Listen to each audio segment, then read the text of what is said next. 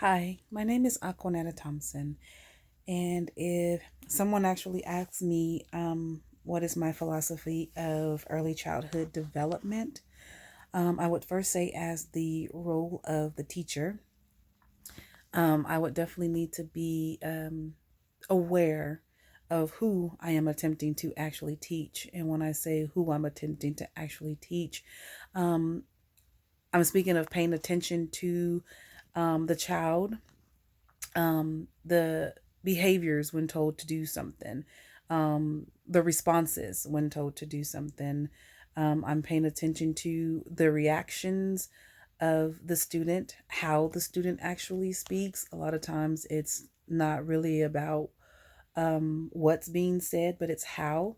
Um, I think as a teacher, I need to pay attention to the body language, interaction among the peers of the students in early childhood development, how they get along with others in the classroom.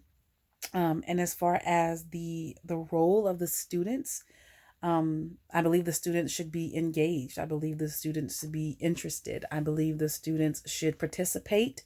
I believe the students should have a want or a desire to want to know what's happening in the classroom. But I also think that kind of goes back to the teacher offering something worth paying attention to as well, something to grasp the attention of the student, especially a young student whose attention span may not be as long as it should be. I think having something that's going to grasp that attention right away could be very helpful in obtaining the goals and getting that child to actually learn something. I also think the parents play a very, very, very important role.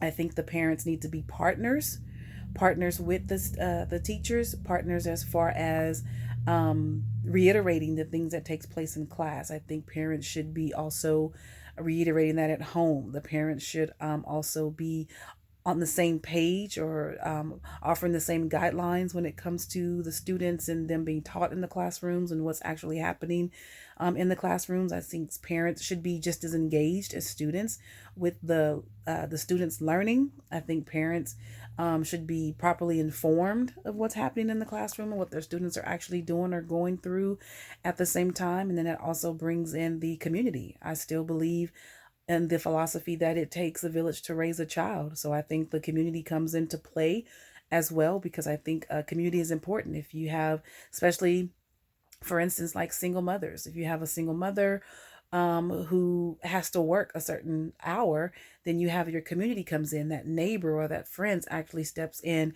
and help to give a ride to the student or help with homework or answer questions that the parent can't have because they have to work or something of that nature. So I think it all plays a part in how the students are developed. Starting, I think it starts at home first, and then it comes to school, and then the teachers are actually watering what's been sowed, and they are pruning and prompting and cutting what needs to be cut in order for the students to actually be able to learn the things um, that they need to actually learn. I think um, if everyone is actually working from the same page, actually on the same page from the same book, that it says a lot, and it could definitely allow for students to grasp hold of the things that they need to be able to learn what they need to learn and succeed.